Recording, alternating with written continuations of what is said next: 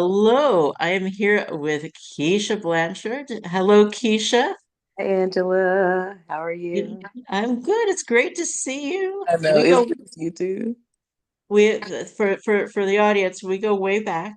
I know Keisha from her time on the South Side and the founding of the South Side Strutters, a great walking group.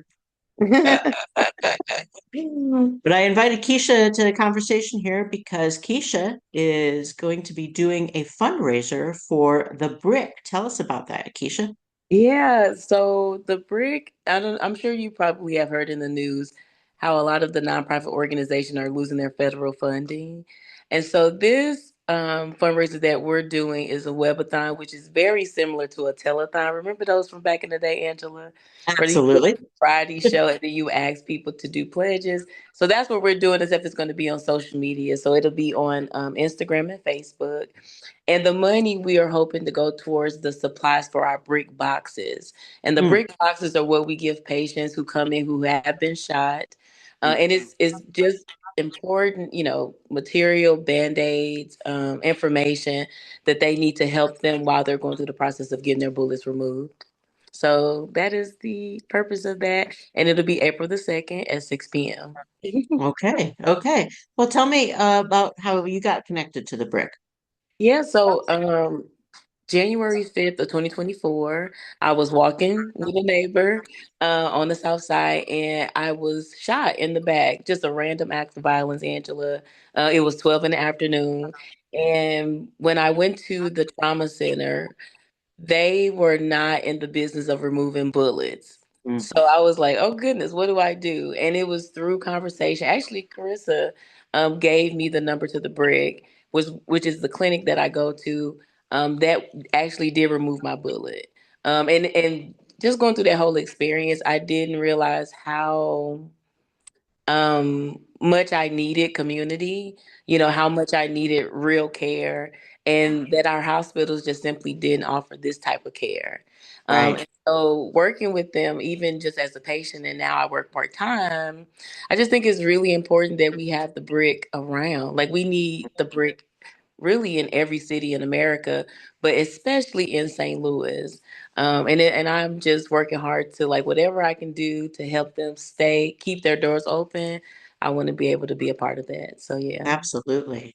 Now, you've gotten a chance to tell your story a few times now, and it's always struck me as quite extraordinary that what you took out of your experience was paying it forward, paying the care that you've received forward so that other people could experience that same level of care.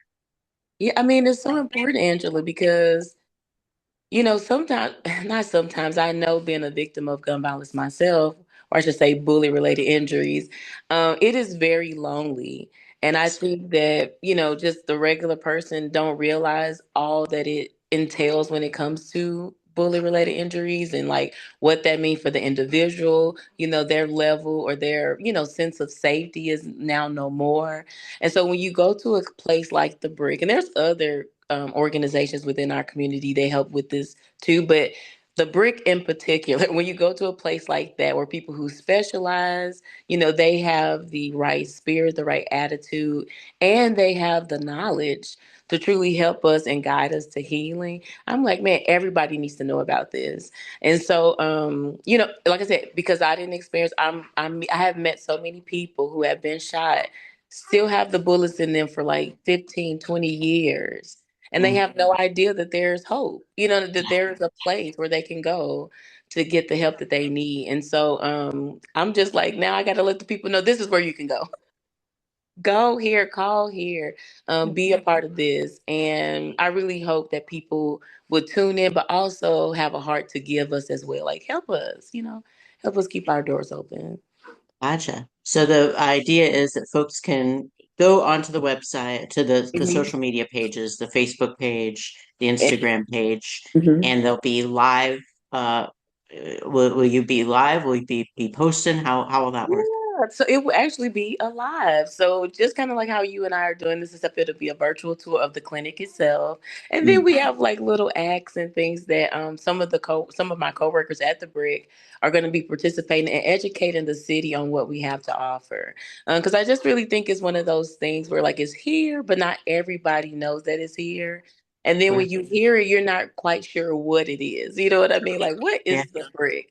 And what do they have to offer? And also, I think it's one of those things where people, like where you know you need some help, but you don't quite know what help you need.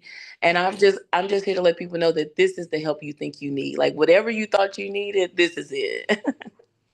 So folks can go now before I'm going to post this before the actual webathon.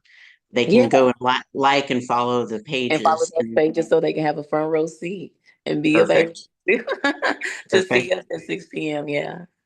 Well, I'm really looking forward to it. Thanks for getting the word out. Thank you. Thank you so much for even thinking of doing this. I always say like in this journey, like when I say certain things, certain people hear it. And when they hear it, they have action behind it. And the action is just so helpful. So this interview, Angela, is so helpful to us, to me. Like you said, we go way back. So it's like, oh, this is my friend. You know what I mean? And she heard me say this thing and thought, wow, let me help her. So thank you for helping us. And I'm excited. I'm excited about what we're gonna put together or what we have put Excited. together. I'm excited too. All right. Thanks for your time today, Keisha. Thank you, Angela. See you soon. Talk to you All later. right. Bye.